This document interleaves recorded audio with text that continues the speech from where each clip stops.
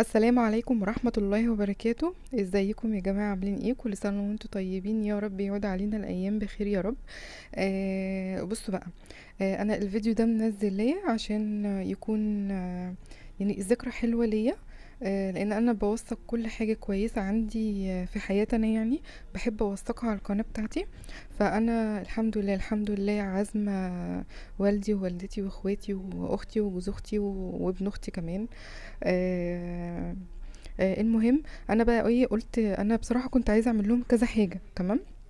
فقلت بقى ايه، اخبز رقاق، لان انا بصراحه مش بحب اشتريه من بره، انا بحب اعمله في البيت. احنا عملناه قبل كده مع بعض على القناه. هو عباره عن دقيق وشويه ملح صغيرين. عايزه شويه سكر حطي بس. انا يعني بصراحه انا ساعات بحطه وساعات مش بحط. تمام. بس تقعدي بقى تعجني فيهم كده على قد ما ايه شويه الدقيق ياخدوا معاكي الميه، بس ايه تلمي كده. تلمي في ايدك وتقعدي، اهم حاجه بقى ايه، بصي بكف ايدك كده زي ما بوريكي. بصي، تنعمي بقى تنعمي فيها، اهم حاجه بقى ايه ال5 دقايق العجن دول. تقعدي بقى تعجني فيهم كويس. وبعد كده رحت مكوراها بقى. قد ايه؟ قد الاستفندية الصغيره كده. تمام، لان هي بتتفرد. بتبقى رقيقه جدا جدا. فاحنا كده ايه نعملها كده ايه، صغيره، عشان انا كمان على قد الجريلا اللي عندي. الطاسه اللي هعمل فيها الرقاق. هي مش كبيره قوي. طبعا، فلان انا بحطها على العين بتاعه البوتاجاز من فوق، فانا عامله على قد ايه الحاجه اللي عندي. تمام، انا مينفعش اجي اعملها كبيره. وتبقى مثلا الطاسه اللي هعمل فيها صغيره. صح طبعا لا. انتي بقى ايه عينك كده ميزان للحاجه. انتي مثلا الطاسه بتاعتك صغيره. كمان الصينيه اللي هعمل فيها الرقاق نفسه. انا هعمل رقاق باللحمه. فاصلا الصينيه اللي عندي كمان اشوف هي هتاخد قد ايه رقاق. فاهميني حجمها قد ايه، ما هي ممكن تطلع كبيرة على الصينية. فاهمة؟ يعني انتي تبقى عينك كده ميزان كده لكل حاجة انتي بتعمليها. تمام. انا جهزت الرواق ده، انا عملته على مرتين، تمام. يعني المرة دي انا بعمل الصينية على 8 رقاقات. فانا عملت كده بصراحة، هما شوية الدقيق دول اللي كانوا متبقين عندي. لان شوية الدقيق التانيين دول انا بفرد عليهم الرقاق. يعني ده كده كان مرة. والمرة اللي بعدها بقى كنت جبت بقى كيس دقيق، ورحت ايه عاملة ايه نص كيلو كمان. لان الدقيق مثلا لو هتعملي مثلا نص كيلو دقيق، ممكن تحتاجي ربع كيلو تفردي الدقيق ده عليه الرقاق ولا ايه عليه. لان هو بيتفرد الدقيق ده بيبقى ايه بيعمل زي الرمل فيه كده. بيفرده بسرعة. فكل لما هتحطي الدقيق وانت بتفرديه هيتفرد معاكي سهل. فانا كورته كده، الكلام ده عايزه اقول لكم كان امتى، كان قبل الفطار.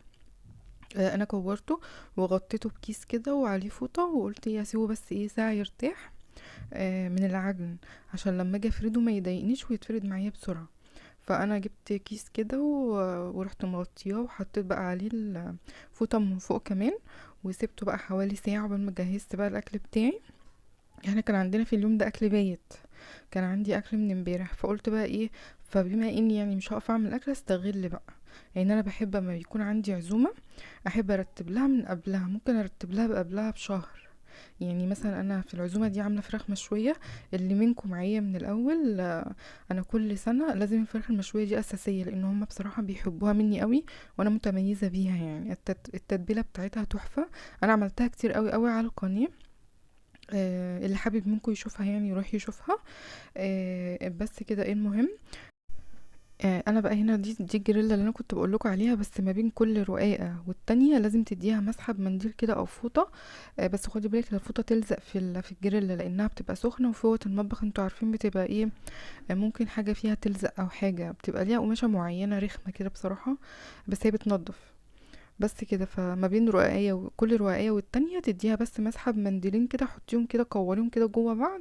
واديها مسحة بس عشان ما تغمقش الرقاية.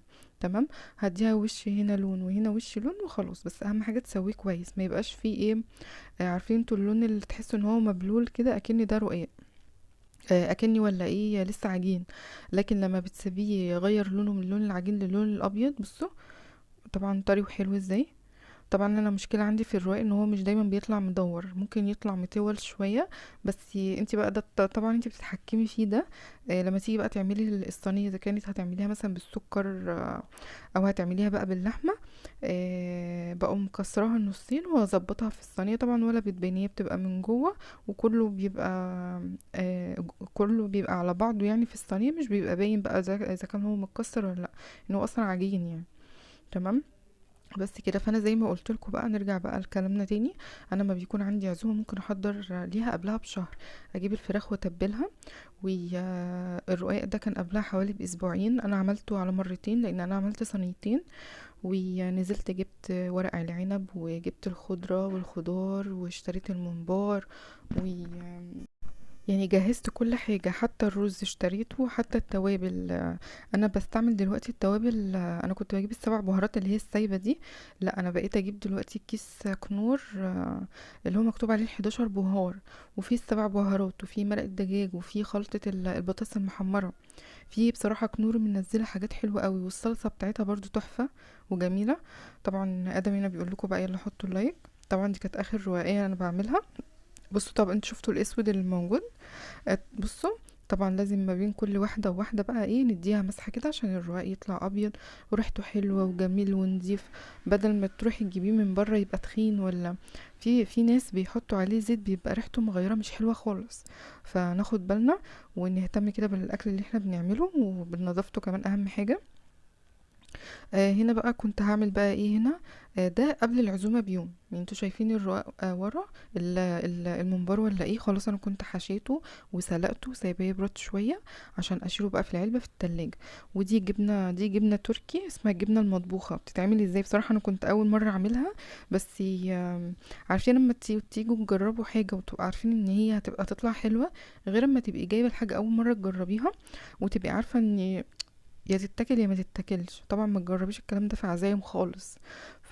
فدي حسيت ان هي بشاميل على جبنه، فاللي هي هتبقى تمام يعني. انا عملتها ازاي؟ انا حطيت حته سمنه بلدي كده حلوه محترمه، حوالي 3 معالق، وحوالي 3 4 معالق دقيق برضو، اكنك بتعملي بشاميل. وكنت جايبه بقى انا نص كيلو لبن سايب للجبنه وللرقاق، لان انا لما بعمل الرقاق اللي هو باللحمه بحط شوربه على شويه لبن. فانا بحب اجيبه لبن سايب، بحس ان هو بيبقى ايه بخيره كده بقشطته وحاجته. فقلبته كده اكنك بتعملي بشاميل بالظبط. واول بس الدقيق كده ما يتشوح كده ايه 5 دقايق، تقومي نازله عليه بقى بجبنه موتزاريلا. الكيس ده كان ميكس من الجبن، موتزاريلا على رومي على شيدر.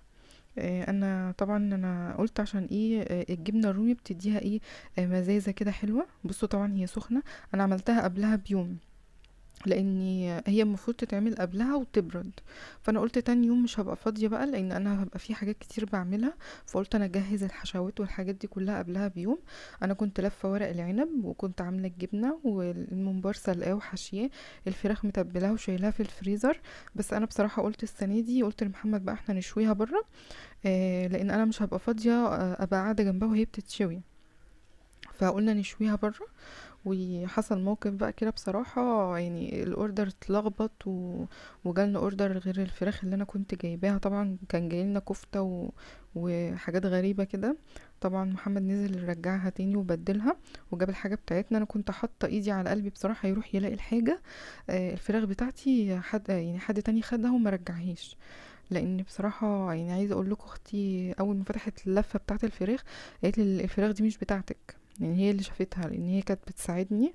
آه هي جت على متأخر بصراحة، كان فاضل مثلا ساعة على الفطار. بس هي كانت بتفضي بقى وترص معايا الأكل يعني. فقالت لي لا التتبيلة دي مش بتاعتك. بصراحة هي اللي خدت بالها لأن أنا كنت في المطبخ بقى مشغولة. كنت بحمر السمبوسك وبحمر الممبار والكفتة كمان. أنا كنت جايبة كفتة. بس كده. ده بقى يوم العزومة الصبح. تمام. انا وريتكم طبعا السمبوسك دي انا بعملها ازاي. الخلطه اللي في الكوبايه دي دقيق وميه بس. دي بتعملي ايه اكنها صمغ كده ايه اكنها صمغ ليها. بيلزقها عشان ما تفتحش. طبعا تاخدي حته جبنه بقى كده حلوه. ممكن الجبنه دي تحطي معاها فلفل الوان كمان. وممكن تحطي رشه ملح بسيطه بس عشان ايه تبقى متملحه كويس. بس انا طبعا كنت يعني حاطه في اعتباري ان الجبنه الرومي حادقه، يعني يبقى فيها نسبه من الايه من الملح. فانا عملت شويه مربعين وشويه مثلثين، وفي مثلث بيبقى بشكل مختلف برضو انا عاملاه هم وريهولكم. بصي اهم حاجه تقفليها كويس من كل الجوانب عشان اول ما تنزل في الزيت ما تسيحش منك. انا خلصت بقى السمبوسك وشلتها في علبه. وغطيتها بمناديل بتاعه المطبخ، ورحت مغطياها بالغطا بتاعها، ورحت خابزه الزلابيه دي. يعني انا خبزت الزلابيه، قلت عقبال ما اخلص السمبوسك تكون الزلابيه خمرت، اقوم ايه مقطعاها وقليها القليه الاولى. تمام.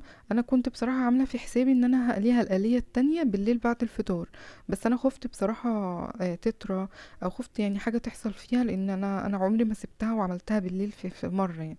لا، انا دايما بسيبها بتبرد شويه، وبعد كده ايه بقوم قليها بقى القليه التانية. طبعا كنا عاملين ورق عنب وسلطه ومخلي الجميل اللي انا عاملاه معاكم، الليمون والزيتون، وسلطه الطحينه والسمبوسك والفراخ المشويه، وطبعا الكفته والرقاق. بصراحة كانت سفرة جميلة، وهم اتبسطوا جدا جدا. وكل سنة وهم طيبين، وكل سنة وانتوا طيبين، ويا رب ما يقطع علينا عيد ابدا ابدا. ونشيك الاكل كده، ووردات بقى طماطم ووردات خيار، بشر جزر بشر جزر وبقدونس مع بعض. طبعا بألف هنا وشفا، ويا رب ما يقطع علينا عادة ابدا، ويعود علينا وعليكم الايام بخير يا رب. استنوني بقى ان شاء الله ان شاء الله، بس مش دلوقتي، شوية كده بقى عشان نعمل مع بعض ان شاء الله حاجة العيد. انا بتمنى ان تحطي لي لايك بقى على الفيديو، عشان انتوا بصراحة مش مشجعيني خالص، وانا بقالي كتير قوي قوي ما نزلتش فيديوهات. يلا انزلي بسرعة بقى، يلا حطوا لي لايك، وبشكركم جدا جدا جدا جدا، وكل سنة وانتوا طيبين، والسلام عليكم.